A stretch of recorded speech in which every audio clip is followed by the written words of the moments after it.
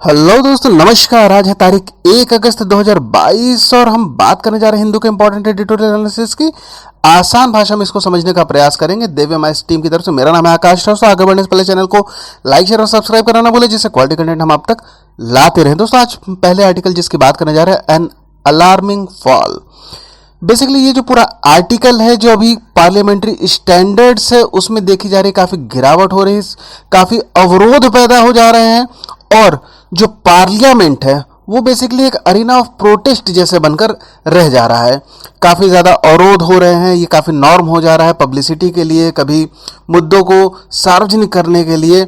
और इसमें सत्ता जो पार्टी है, जो इस समय सत्ताधारी पार्टी है या विपक्ष है, बात उसकी नहीं हो रही है। दोनों जब सत्ता में हो रहे हैं तो उनका रोल अलग हो जा रहा है, विपक्ष में होने पर रोल अलग हो जा रहा है। और इससे सबसे ज्यादा नुकसान किसको हो रहा है? जो विधायिका की जो प्रक्रिया होती है, जो पार्लियामेंट का जो काम होता है, वो सबसे ज्यादा बाधित हो रहा है। जो भी प्रॉपर डिस्कशन होने चाहिए, जो मुद्दे वहां पर उठाने चाहिए अपोजिशन के द्वारा, वो नहीं उठ पा रहे हैं। जो सत्ताधारी पार्टी है, जो बिल को पास करने से पहले उस पर एक हेल्दी डिस्कशन होना चाहिए, ऐसा भी देखने को मिल रहा है कि इसके बिना किसी एडिक्वेट डिस्कशन के बिल पास हो जा रहे हैं। प्रॉपर डिस्कशन नहीं हो पा रहा है। जो मुद्दे उठाने चाहिए उनकी जगह पर जो विपक्षी पार्टी है वो वहां पर अपना प्रोटेस्ट कर रही है। तो बेसिकली इन सबसे पूरा नुकसान किसको हो रहा है? जो लोकतंत्र है उसको सबसे ज्यादा नुकसान का सामना करना पड़ रहा है। अभी आर्टिकल में बताया जा रहा है, जैसे कांग्रेस के लीडर अधीर रंजन चौधरी मामले में, सोनिया गांधी मामले में कई सारे प्रोटेस्ट हो रहे हैं। इसमें इवन जो suspension of many opposition leaders, लगभग 27 लीडर को सस्पेंड कर दिया गया और कुछ तो ऐसे नेता हैं जिनको पूरे मॉनसून सेशन के लिए सस्पेंड कर दिया गया है। तो इसमें आर्टिकल में बताया जा रहा है कि ये सस्पेंशन लोकतंत्र के लिए बहुत हेल्दी नहीं है। इतना लंबा सस्पेंशन नहीं करना चाहिए और इतना फ्रीक्वेंट भी नहीं करना चाहिए। इवन कुछ डेटा डिस्क्लोज किए गए हैं जो लोकसभा और राज्यसभा से लिए जा रहे हैं, जिसमें ये बताया जा रहा है कि जो एमपीज है, मेंबर ऑफ पार्लियामेंट हैं, इनका सस्पेंशन पिछले 8 साल में लगभग 3 गुना बढ़ गया है। सस्पेंशन ऑफ जो एमपीज होते हैं ये लोकतंत्र के लिए हेल्दी साइन नहीं है, क्योंकि ये जो मेंबर ऑफ पार्लियामेंट्स होते हैं, ये सिर्फ मेंबर ऑफ पार्लियामेंट नहीं है बल्कि ये रिप्रेजेंटेटिव्स ऑफ पीपल है, लोगों के द्वारा चुनकर जाते हैं। इनका कार्य क्या होता है कि लोगों का जो मुद्दा होता है इनके क्षेत्र विशेष से, उसको संसद की पटल पर लाना, मुख्य पटल पर लाना, जिससे कि नीति निर्माण में उन मुद्दों को समावेशित किया जा सके। किंतु दोनों की गलतियों से, इनकी व्यक्तिगत कमियों से और साथ ही साथ में जो भी सत्ताधार पार्टी होती है उनकी जो रूल में होना चाहिए, कहीं पर जहां पर थोड़ा सा उनको धीरज उनको भी दिखाने की जरूरत है, एमपीज को भी थोड़ा सा अपनी मर्यादाओं को बनाने की जरूरत है। इन सब का जिक्र इस पूरे आर्टिकल में किया जा रहा है। बेसिकली बड़े फ्रेम में बात की जा रही है कि व्यक्तिगत हितों से, व्यक्तिगत लाभों से ऊपर उठकर लोकतंत्र, देश की बहाली, देश की बेहतरी के लिए कार्य करना होगा। और जैसा कि देखा गया था कि जो अभी कुछ समय पहले जो किसान आंदोलन हो रहे थे, वो लगभग साल भर से ज्यादा ये आंदोलन पूरा खिंच गया। ऐसे में क्या है कि जो पार्लियामेंट प्रोसेस होना चाहिए, जो भी एक विधायिका, जो वहां पर कानून बनना चाहिए, निरस्त होना चाहिए, बात करना चाहिए, प्रॉपर डिस्कशन होना चाहिए, कहीं ना कहीं एक सामंजस्य की कमी की वजह से 1 साल से ऊपर इन समस्याओं का खिंचना, इससे बहुत सारे सामाजिक जो कॉन्फ्लिक्ट होते हैं इनका जन्म हो जाता है। जो लोकतंत्र में बहुत सारी कमियां पैदा हो जाती हैं, इनसे बचने का प्रयास करना चाहिए। क्योंकि जो एक हेल्दी जो लोकतंत्र होता है, वो किस पर आखिर वो जो उसका लोकतंत्र के एक जो नींव होती है, लोकतंत्र का जो स्वास्थ्य, जो एक हेल्दी लोकतंत्र होगा, उसकी नींव कहां पर बनेगी? जो फ्लरिशिंग लेजिस्लेचर होगा या समृद्ध विधायिका होगी। यदि विधायिका समृद्ध है तो लोकतंत्र समृद्ध होगा। यदि विधायिका समृद्ध नहीं है तो जाहिर सी बात है, न प्रॉपर कानून बन पाएगा, न प्रॉपर डिस्कशन हो पाएगा, न लोकहित के मुद्दे सार्वजनिक पटल पर आ पाएंगे, न ही जो भी कानून पास हो रहे हैं उन पर हेल्दी डिस्कशन हो पाएगा। तो जो पूरा लोकतंत्र, उसके हेल्थ के लिए ये बेहतर नहीं है। ये पूरा आर्टिकल इसी पर ध्यान आकर्षण करने का प्रयास कर रहा है। अगले आर्टिकल की हम बात कर रहे हैं तो दोस्तों, ये पूरा आर्टिकल जब रिसेंट वर्डिक्ट आया था मनी लॉन्ड्रिंग एक्ट पर जो धन शोधन निवारण अधिनियम है उसकी बात ये कर रहा है। और बेसिकली इस पूरे आर्टिकल में फिर से इस बात को करने का इसमें प्रयास किया जा रहा है कि जो सुप्रीम कोर्ट के द्वारा जो ज्यादातर प्रोविजन को बरकरार रखा गया है वो कहीं ना कहीं कुछ उसमें से ऐसे प्रोविजन है जिनसे जो व्यक्तिगत जो स्वतंत्रता है और जो राइट टू प्राइवेसी है उसका हनन होता है। तो इस आर्टिकल में ये बात कही जा रही है कि जो कानून है उसके मूल में ये होता है कि कोई भी व्यक्ति तब तक दोषी नहीं होता है जब तक उसका दोष सिद्ध न कर दिया जाए। अभी हाल में जो धन शोधन निवारण अधिनियम या prevention of money laundering act, इस पर जो कानून आया था, ये Vijay Mandal Chaudhary versus union of India case में कई बार कुछ एग्जाम में केसेस के नाम जो हाईलाइटेड केसेस होते हैं उसमें उसके नाम को भी ऑप्शन में देके पूछ लिया जाता है। तो बेसिकली ये अभी जो रिसेंट जो आया है Vijay Mandal Chaudhary versus union of India, इसमें इस पूरे आर्टिकल में ये बातें किया जा रहा है कि कहीं ना कहीं जो होना चाहिए कुछ प्रोविजन जहां पर सुप्रीम कोर्ट को दखल अंदाज कर देना चाहिए था वहां पर उन्होंने प्रॉपर दखल अंदाजी नहीं किया।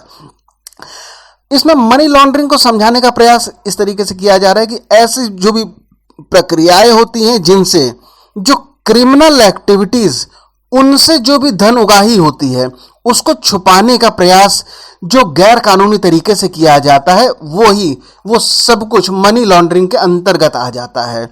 चाहे मर्डर हो, एक्सटॉर्शन, किडनैपिंग, आर्म्स एक्ट, जो भी इमोरल ट्रैफिकिंग होता है, कॉपीराइट हो गया, ट्रेडमार्क हो गया, किसी भी तरीके से जो गैर कानूनी तरीके से जो धन उगाही हो रही है उसको छिपाने का प्रयास हो जा रहा है, ये सब कुछ मनी लॉन्ड्रिंग में आ रहा है।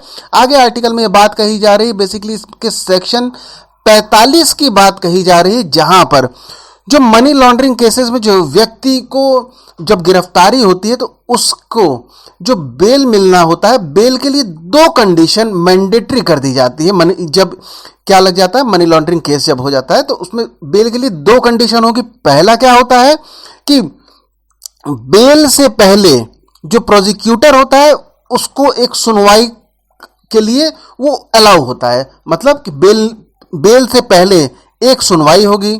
उसके अलावा कोर्ट को भी सेटिस्फाइड होना होगा कि जो बेल मिल रहा है जिस व्यक्ति को पर्याप्त कारण है, साथ ही साथ में कोर्ट को इस बात पर कन्विंस होना पड़ेगा कि व्यक्ति जब छूटेगा बेल पर तो वो कोई भी उस प्रकार का अपराध नहीं कर पाएगा, नहीं किसी भी तरीके से जो प्रक्रिया चल रही है उसमें छेड़खानी कर सकता है, तब उसको बेल हो पाएगा। तो बेसिकली ये समझाने का प्रयास किया जा रहा है कि बेल कितने सख्त जो इसमें कंडीशन रख दिए जा रहे हैं, इससे जो पर्सनल लिबर्टी होती है उस पर आंच आती है। और जो कानून का जो मूल स्वरूप होता है कि जो अपराध जब तक उसका व्यक्ति का सिद्ध नहीं हो जाए तब तक उसको अपराधी नहीं मानना चाहिए, ये उसके विरुद्ध जा रहा है। इसके अलावा इसमें KS. Puttaswamy versus union of India case का भी जिक्र हुआ है जिसमें जो 9 बेंच जजेस ने ये क्या जिक्र किया था, जो राइट टू प्राइवेसी है ये भी फंडामेंटल राइट के तहत में आएगा। और साथ ही साथ में इसमें ये आगे बात कही जा रही है कि जो भी कोई भी फंडामेंटल राइट होते हैं वो अकेले में ऐसे ऑपरेट नहीं होते, वैक्यूम में ऑपरेट नहीं हो पाते, बल्कि जो पूरा एक सिस्टम बनता है एक दूसरे से प्रभावित होते हैं। जो और दूसरे कानून होते हैं उन सब यदि बेहतर तरीके से चल रहे हैं तभी जो फंडामेंटल राइट्स होते हैं तब वो बेहतरी तरीके से चल पाते हैं। इसमें बेसिकली ये भी बात कही जा रही है कि जो संविधान द्वारा जो फ्रीडम, जो स्वतंत्रता का अधिकार मिला हुआ है वो अकेले ये तब तक सुनिश्चित नहीं हो पाएगा जब तक अन्य जो दूसरे कानून हैं वो बेहतर तरीके से, इम्पार्शियल तरीके से उनको लागू न किया जाए। आगे लास्ट में आर्टिकल में बताया जा रहा है कि सैद्धांतिक तौर पर जो कोर्ट हैं वो बेसिकली एक रोड मैप उन्होंने तो दिया है कि जिससे कि जो न्याय होता है वो बिल्कुल फेयर हो, ड्यू प्रोसेस का ख्याल रखा जाए, सारे जो भी व्यक्ति हैं उनको तब तक दोषी न माना जाए जब तक दोष सिद्ध नहीं हो जाता है, व्यक्तिगत स्वतंत्रता का ख्याल रखा जाए, जितने भी फंडामेंटल राइट्स हैं उनकी रक्षा की जाए। किंतु व्यवहार में ऐसा कई बार देखने को नहीं मिलता, और जैसा कि ये पूरे के पूरे जो prevention of money laundering act है इसमें भी ऐसा मिलता है कि बहुत सारी अनियमितताएं लागू हो जाती हैं। इन्हीं सब अनियमितताओं पर ध्यान आकर्षण करता हुआ ये पूरा आर्टिकल दिखाया जा रहा है। नेक्स्ट आर्टिकल की हम बात कर रहे हैं कोर कंस्ट्रेंट। तो बेसिकली ये जो 8 कोर सेक्टर ऑफ इंफ्रास्ट्रक्चर, 8 जो कोर सेक्टर ऑफ इकोनॉमी होते हैं उसके इर्द गिर्द ये पूरा आर्टिकल घूम रहा है। इसमें बेसिकली ये बताया जा रहा है कि जो लास्ट के जो 2 लगातार महीनों में हमारी जो ग्रोथ है 8 कोर सेक्टर की वो मोर देन 10% हो रही, डबल डिजिट ग्रोथ ये शो कर रहा है, जो कि इकोनॉमी के लिए एक हेल्दी साइन है। वैसे भी जो हमारे 8 कोर सेक्टर, वैसे भी इनको कोर बोला जाता है, मूल बोला जाता है, इकोनॉमी का ये मूल होते हैं, क्योंकि अगर इनमें ग्रोथ होता है तो पूरी इकोनॉमी बेनिफिट होता है, और इनमें यदि ग्रोथ नहीं होता तो पूरी इकोनॉमी एज अ होल को नुकसान होता है। ये कोर इंडस्ट्रीज होते हैं, क्योंकि इन इंडस्ट्रीज पर बहुत सारी, और लगभग ये जो 8 इंडस्ट्री है इस पे एक तरीके से पूरी जो इकोनॉमी है वो निर्भर कर जाती है। ये 2 तरीके से फायदा होता है, एक तो ये पूरी इंडस्ट्री है उसके आउटपुट को मेजर करते हैं, दूसरी बात है जो भी इन्वेस्टमेंट होता है इकोनॉमी में, इन्वेस्टमेंट जो आता है उसको भी ये मेजर करते हैं। यदि जो कोर सेक्टर है इनमें जो बेनिफिट हो रहा है, इनमें ग्रोथ हो रहा है, तो इसका मतलब है कि इकोनॉमी हेल्दी चल रही है, इकोनॉमी का हेल्थ बेहतर है। साथ ही साथ में जो इन्वेस्टमेंट हो रहा है, इन्वेस्टमेंट का इनफ्लो जो होता है जो इकोनॉमी में, वो भी बेहतर चल रहा है। आगे इसमें बात कही जा रही है कि जैसे डिमांड बढ़ती है, सीमेंट हो गया, स्टील हो गया, इसके अलावा ये भी कोर सेक्टर में आता है, भी हम आगे कोर सेक्टर के बारे में और भी बात करने वाले हैं। इसके अलावा जैसे कि और बात कही जा रही है कि कुछ इसमें फॉर एग्जांपल इलेक्ट्रिसिटी, ये भी इलेक्ट्रिसिटी जनरेशन कोर सेक्टर में आता है। यदि इलेक्ट्रिसिटी जनरेशन, इलेक्ट्रिसिटी की जो डिमांड है ये इंक्रीज होती है, तो इससे क्या अनुमान लगाया जा सकता है कि पूरी इकोनॉमी एज अ होल ये फ्लरिश हो रही है। वहां पर जो डिमांड है, डिमांड जो है वो इंक्रीज हो रहा है, क्योंकि जब डिमांड बढ़ेगा चीजों का अलग अलग, चाहे वो प्रोडक्शन इंडस्ट्रीज का होगा तो प्रोडक्शन का बढ़ेगा, एग्रीकल्चर का बढ़ेगा, हर चीज का बढ़ेगा, बिजली का इस्तेमाल हर जगह पर बढ़ेगा, डिमांड ज्यादा बढ़ेगा। तो बेसिकली अगर हम ऐसे भी देखते हैं कि अगर इलेक्ट्रिसिटी का डिमांड पूरी इकोनॉमी में बढ़ रहा है तो हम इससे भी अंदाजा लगा सकते हैं कि इकोनॉमी का हेल्थ ठीक चल रहा है, और साथ ही साथ में इकोनॉमी एज अ होल वो फ्लरिश कर रही है। इसके अलावा जैसे कि फर्टिलाइजर की बात कही जा रही है कि अगर मान लीजिए फॉर एग्जांपल फर्टिलाइजर जो है इसका जो डिमांड है ये इंक्रीज हो रहा है, तो डायरेक्टली ये किस बात को इन्फर्ट कर रहा है कि जो एग्रीकल्चर जो है, एग्रीकल्चर वो फ्लरिश हो रहा है, जो एग्रीकल्चर जो एक्टिविटीज होती हैं उनमें ग्रोथ हो रहा है, क्योंकि एग्रीकल्चर एक्टिविटीज में जब ग्रोथ होगा तो जो फर्टिलाइजर जो है उनका भी डिमांड बढ़ेगा। एग्जाम पॉइंट ऑफ व्यू से हमारे लिए जो डेटा इसमें दिए गए वो इंपॉर्टेंट नहीं है। बेसिकली सबसे ज्यादा इंपॉर्टेंट क्या है, जो 8 कोर इंडस्ट्रीज, जो 8 कोर सेक्टर्स है, ये कौन कौन से सेक्टर्स होते हैं, सबसे ज्यादा वेटेज किस सेक्टर को दिया जाता है, सबसे कम वेटेज किसको दिया जाता है। तो देखिए इसको अलग से मैं एक इसका इस फिगर के माध्यम से हम इसको समझ लेते हैं। देखिए ये 8 कोर इंडस्ट्रीज हैं जो इकोनॉमी में माने जाते हैं, coal, crude oil, natural gas, refinery, steel, cement, fertiliser, electricity, जिनमें से हम देख सकते हैं जो रिफाइनरी है इसका वेटेज सबसे ज्यादा होता है, नंबर 1 इसका वेटेज होता है, और सबसे कम वेटेज किसका होता है, फर्टिलाइजर का, ये 8th नंबर पे रहता है इसका वेटेज की हम बात करते हैं, फर्स्ट एंड लास्ट। तो basically exam point of view से हमको ये 8 कोर इंडस्ट्री, इनके नाम हमको पता होने चाहिए, वेटेज किसका कम किसका ज्यादा होता है। इवन यूपीएससी जैसे एग्जाम में सेक्टर वाइज देखे कि इनमें से which of the following included in the core industries and which are not, इस तरीके से करके क्वेश्चन आ चुका है। नेक्स्ट आर्टिकल की हम बात करते हैं।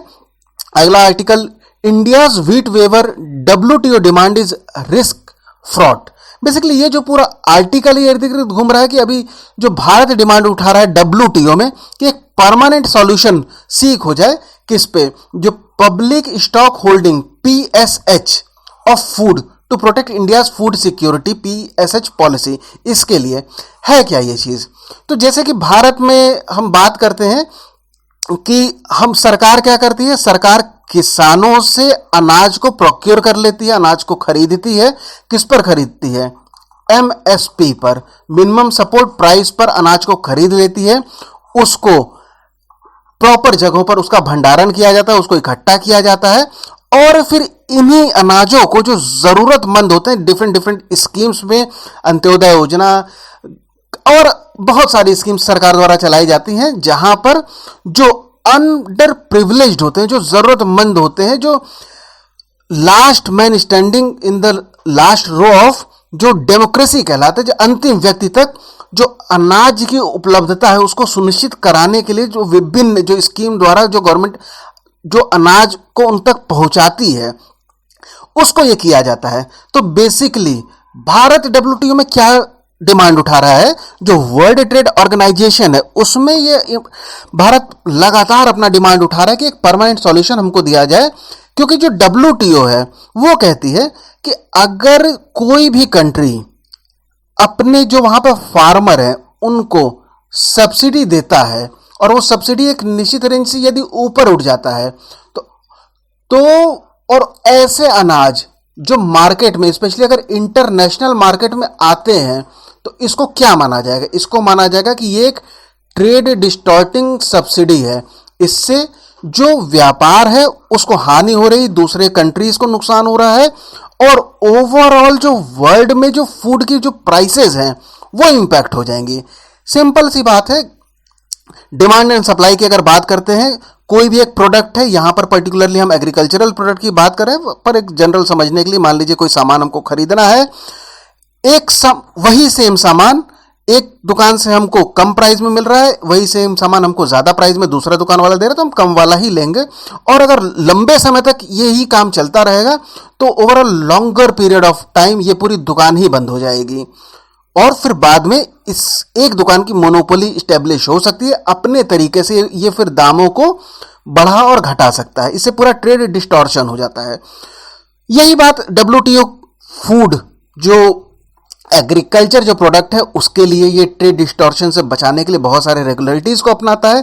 इसमें भारत क्या चाह रहा है कि अभी प्रेजेंट टाइम में due to war between Russia and Ukraine पूरे वर्ल्ड में फूड इनसिक्योरिटी की कंडीशन पैदा हो रही है। ऐसे में भारत चाहता है, भारत क्या चाह रहा है? पहला एक तो परमानेंट सॉल्यूशन हमको मिल जाए कि पब्लिक स्टॉक होल्डिंग जो हम करते हैं, पब्लिक स्टॉक होल्डिंग का मतलब वही किसानों को हम MSP से जो अनाज को खरीद के हम उसका स्टॉक होल्डिंग करते हैं, उसका भंडारण कर लेते हैं, जो कि WTO इसके लिए मना करता है कि अगर आप फूड सिक्योरिटी तक के लिए करते हैं तब तो ठीक है, पर यदि आप इसको अन्य ट्रेड के लिए कर रहे हैं या ऐसे अनाज जो स्टॉक पब्लिक स्टॉक होल्डिंग जो इसके माध्यम से यदि इंटरनेशनल मार्केट में आ रहे हैं तो वो उसके लिए जो WTO वो रोकता है। अभी जो प्रेजेंट क्राइसिस चल रहा है, क्राइसिस ऑफ वॉर जो चल रहा है, उसकी वजह से जो फूड इनसिक्योरिटी हो रही है, इंडिया चाह रहा है कि उसको इसमें रिलीफ दे दिया जाए। अभी क्या हो रहा है? WTO कह रहा है कि ट्रेड डिस्टॉर्टिंग सब्सिडी होता है उसको हम एक परमिसिबल लिमिट के आगे नहीं अलाउ कर सकते हैं। इससे WTO के जो नियम जो कानून है उसका उल्लंघन होता है। भारत को भी तात्कालिक एक टेम्परेरी जो रिलीफ है वो तो मिला हुआ है, उसमें कोई दिक्कत नहीं। वो रिलीफ किस में है? WTO के कानून में एक पीस क्लॉज होता है। इस पीस क्लॉज में यह कहा जाता है कि यदि किस पर्पस से, फूड सिक्योरिटी के पर्पस से कोई कंट्री अगर जो पब्लिक स्टॉक होल्डिंग करता है, क्या करता है? पब्लिक स्टॉक होल्डिंग, जिससे कि जो अपनी जो जनसंख्या है उसको भुखमरी से बचाया जा सके। अगर जो स्टॉक होल्डिंग है, जो भंडारण है, उसका उद्देश्य अगर food security for its people है, तब कोई दिक्कत नहीं है। ऐसा फिर उस पर कोई भी लीगल एक्शन नहीं लिया जा सकेगा। लेकिन यदि ऐसा नहीं है तब उस पर लीगल एक्शन लिया जाएगा।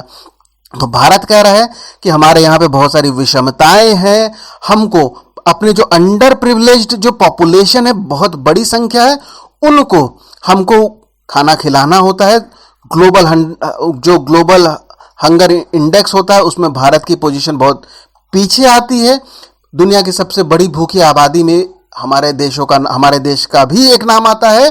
तो ऐसे में ये पीस क्लॉज हमको बचा लेता है कि कानूनी एक्शन नहीं हो, पर ये टेम्परेरी सॉल्यूशन, टेम्परेरी ये रिलीफ दे रहा है।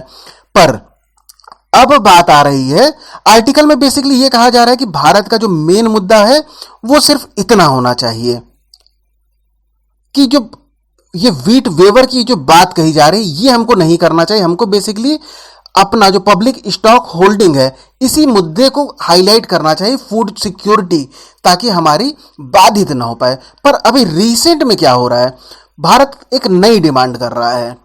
अभी हमारी जो फिनांस मिनिस्टर थी, G20 जो मिनिस्टीरियल मीटिंग जो इंडोनेशिया में हुआ था, वहां पर भी उन्होंने इस बात को कहा था कि भारत को जो एक्सपोर्ट करने में रिलीफ मिलना चाहिए, एक वेवर देना चाहिए WTO द्वारा, जिससे कि जो दुनिया में जो फूड जो इनसिक्योरिटी की जो स्थिति पैदा हो रही उससे भारत कुछ रिलीफ दुनिया को दे सके। और वो जो अनाज है जो इंटरनेशनल मार्केट में आएंगे वो कहां से आएंगे, वो उसी पब्लिक स्टॉक होल्डिंग जो भारत MSP के द्वारा जो मिनिमम सपोर्ट प्राइस जो फार्मर को देते हैं जो भारत सरकार द्वारा, उससे जो अनाज भारत की सरकार जो प्रोक्योर करता है, इस अनाज को अंतर्राष्ट्रीय बाजार में लाने की अनुमति भारत को WTO द्वारा मिले। ये भारत की जो नई डिमांड है ये हो रही है। पहला डिमांड क्या था, परमानेंट सॉल्यूशन चाहिए पब्लिक स्टॉक होल्डिंग के लिए, और अब इसी में एक नया डायमेंशन जुड़ गया है कि हमको एक वेवर मिलना चाहिए जिससे कि हम एक्सपोर्ट कर सकें। आगे अब आर्टिकल में ये बात कही जा रही है कि जो WTO है ये रोकता है फूड ग्रेन जो होते हैं, जो सब्सिडाइज्ड जो फूड ग्रेन होते हैं, सब्सिडाइज्ड प्राइस पे जो फूड ग्रेन होते हैं उसको इंटरनेशनल मार्केट में आने से रोकता है, क्योंकि एक अनफेयर एडवांटेज दे देता है। जैसा कि अभी ये प्रोडक्ट और जो दो दुकान, एक दुकान सस्ता और एक दुकान महंगा, लॉन्ग टर्म में जो महंगा दुकान वाला है वो इवन बंद होने के कगार पे आ जाता है। इस एग्जाम्पल के माध्यम से इस लाइन को समझना ज़्यादा बेहतर होगा। इसीलिए WTO जो इसका काम क्या होता है कि जो फूड ग्रेन जो सब्सिडाइज्ड प्राइस पे जो डिफरेंट कंट्रीज हैं वो अगर उनको इंटरनेशनल मार्केट में लाने का प्रयास करते हैं तो WTO उसको रोक देता है, क्योंकि ये उस कंट्री को एक अनफेयर एडवांटेज दे देगा। और ऐसी कंट्री जिनके पास ज़्यादा पैसा है वो अपने फार्मर को ज़्यादा सब्सिडी देकर अंतर्राष्ट्रीय बाजार पर सस्ते अनाज भर देंगे, और इससे बहुत सारे ऐसे जो कंट्रीज हैं जिनके पास सब्सिडी जो अपने जो फार्मर हैं उनको नहीं दे सकते हैं, वो उनको डिसएडवांटेज हो जाएगा।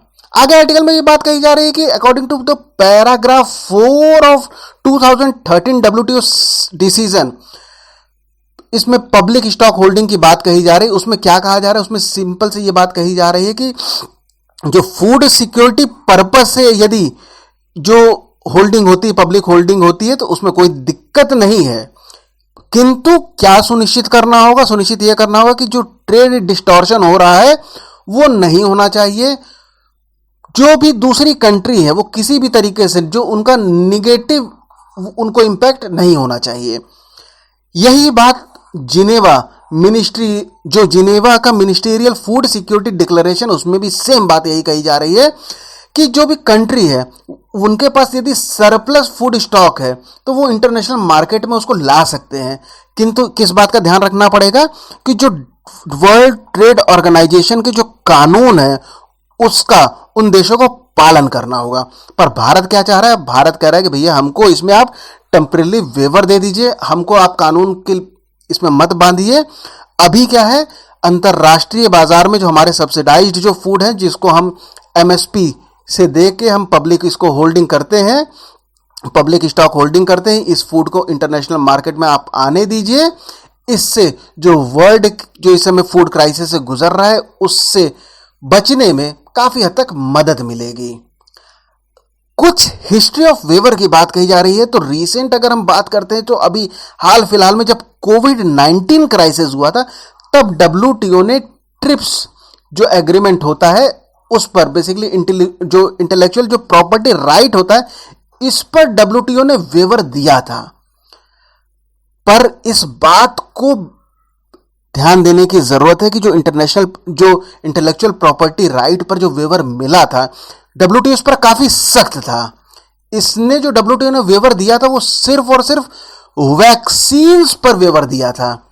इवन जो डायग्नोस्टिक किट्स होते हैं, जो थेराप्यूटिक्स, जो दूसरे जो जितने भी जो डायग्नोस्टिक जो किट बन सकते हैं, जो मशीन हो सकती है, जो इलाज में और दूसरे जो जरूरी दवाएं हो सकती, कहीं पर भी कोई वेवर नहीं मिला था। इवन कोविड-19 क्राइसिस में वेवर किस पे मिला था? सिर्फ वैक्सीन, सिर्फ और सिर्फ वैक्सीन पर वेवर मिला था। अब इसमें जो आर्टिकल है वो इस तरफ ध्यानाकर्षण करने का प्रयास कर रहा है कि जो डब्ल्यूटीओ जो है वेवर देता है, उनका जो आर्टिकल 9.3 है डब्ल्यूटीओ एग्रीमेंट का, वो क्या कहता है? वेवर मिलेगा, पर कब मिलेगा? जब एक्सेप्शनल सर्कमस्टेंसेस हो जाएं, बिल्कुल अपवाद वाली स्थिति हो जाए। जैसा कि कोविड-19 अपवाद की एक स्थिति होने के बावजूद जो डब्ल्यूटीओ द्वारा जो वेवर दिया गया था वो काफी जो एक तरीके से कठोर वेवर था, वो कहीं से भी फ्लेक्सिबल नहीं था, सिर्फ वैक्सीन के केस में मिला था। इवन जो दवाएं होती हैं, इवन जो दूसरे किट्स हो सकते हैं, कहीं पर कोई वेवर नहीं दिया गया था। बहुत सारे देशों को बहुत सारी समस्याओं का सामना करना पड़ा था, बावजूद इसके डब्ल्यूटीओ ने वेवर नहीं दिया था, क्योंकि डब्ल्यूटीओ में जो वेवर के खिलाफ सबसे ज्यादा जो डेवलप्ड नेशन होते हैं वो, और डेवलप्ड और जो विकसित जो पश्चिमी देश हो जाते हैं, वो इस वेवर के सबसे ज्यादा खिलाफ होते हैं, क्योंकि वेवर मिलने से जो सीधा नुकसान होता है वो सबसे ज्यादा इनको ही नुकसान होता है। ऐसे में इसके अलावा एक आर्टिकल में ये लास्ट में ये भी बात कही जा रही है कि इस साल का रिपोर्ट के हिसाब से जो 57.5% जो पिछले सीजन के मुकाबले जो भारत की सरकार ने जो गेहूं जो भंडारण किया है, जो एमएसपी के द्वारा जो इसको जो पब्लिक जो स्टॉक होल्डिंग होता है, वो लास्ट सीजन से लगभग 57.5% कम है। ऐसे में वेवर की बात, भारत सरकार बार बार उस पर वेवर की बात कही जा रही है, जिससे हम अपने जो सब्सिडाइज्ड फूड ग्रेन है उसको इंटरनेशनल मार्केट में ला सके। इस पे दो तरीके की हानि होगी। पहला, जो मूल मुद्दा है उससे भटकाव होगा। मूल मुद्दा क्या है? मूल मुद्दा जो है पब्लिक जो स्टॉक होल्डिंग, इसके लिए जो एक जो परमानेंट जो सॉल्यूशन है, उससे ध्यान जो डब्ल्यूटीओ है और जो पॉलिसी मेकर जो डब्ल्यूटीओ में, उनसे उनका ध्यान भटकेगा। उनका ध्यान किधर आएगा? जो नया डायमेंशन जो भारत अभी जो नई बात को पकड़ रहा है कि भाई हमको अभी एक टेम्परेरी वेवर दे दीजिए, हम सब्सिडाइज्ड फूड को मार्केट में ला जाएं, उसमें जो ध्यान है उधर भटकेगा। तो हमारा जो कोर जो इशू है, वो कोर इशू में डाइल्यूशन हो जाएगा, डाइल्यूट कर जाएगा इशू। दूसरा क्या है? खुद 57.5% जब जो फूड हमने जो प्रोक्योर जो किया हुआ है, जो ग्रेन जो स्पेशली व्हीट, उसको हमने खुद ही कम किया है लास्ट सीजन से। ऐसे में यदि वेवर हम प्रयास करते भी हैं तो उससे हमारी जो डोमेस्टिक जो उपलब्धता है, हमको उसमें भी समस्या होगा, और जो मूल मुद्दा है उसमें भी डाइल्यूशन होगा। तो बेसिकली भारत को इससे बचने की राय इस आर्टिकल में दी गई है, ताकि जो हमारा कोर मुद्दा है हम उसको कहीं पे भी उसमें कोई भी डाइल्यूशन ना हो पाए, और जो भारत की जो डिमांड है डब्ल्यूटीओ में कि हमको जो पब्लिक स्टॉक होल्डिंग है, इसके लिए एक परमानेंट सॉल्यूशन मिल सके, उसकर जो पॉलिसी मेकर इन डब्ल्यूटीओ जो है वहां पर उनका जो ध्यान है वो बना रहे, और भारत की जो डिमांड है उसको पूरी होने में उस पर मदद मिले, कोई भी डाइवर्जन ना हो। दोस्तों, बेसिकली आज के हिंदू में इतना ही था। अगर आर्टिकल आपको पसंद आया हो तो चैनल को लाइक, शेयर और सब्सक्राइब करना ना भूलें। अंत तक बने रहने के लिए धन्यवाद।